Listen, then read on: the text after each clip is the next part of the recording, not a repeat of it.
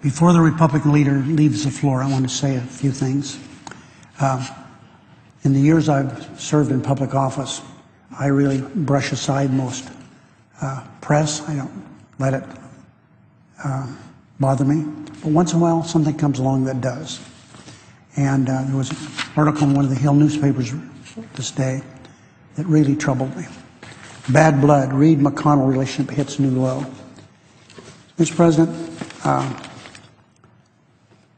I have a difficult job, and so does he. No one knows our personal relationship except him and me. There are things he does that disappoint me. There are things I do that disappoints him. But our caucuses have different views on a lot of things. And I just want the record to be spread that the Reid-McConnell relationship hasn't hit a new low. Nobody knows how many times we visit with each other on the telephone and personally. He and his wonderful wife. During my last few years, my wife was involved in a terrible automobile accident. The first person to step up and ask if there anything they could do was Mitch and his wife.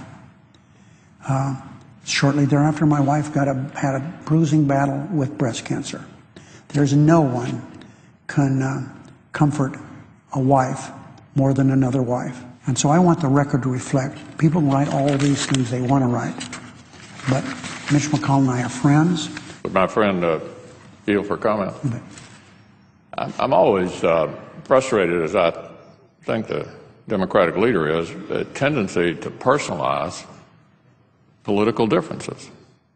Obviously, we have differences on issues, but I want to second what my friend, the Democratic leader, said.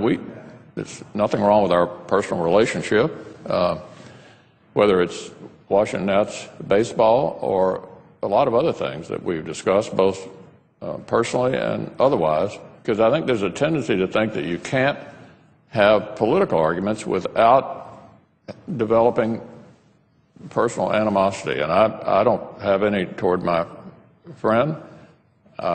No, he doesn't have any toward me, and I really appreciate the opportunity that you've given for both of us to kind of clear the air here about the perceptions that could have been drawn by reading such an article.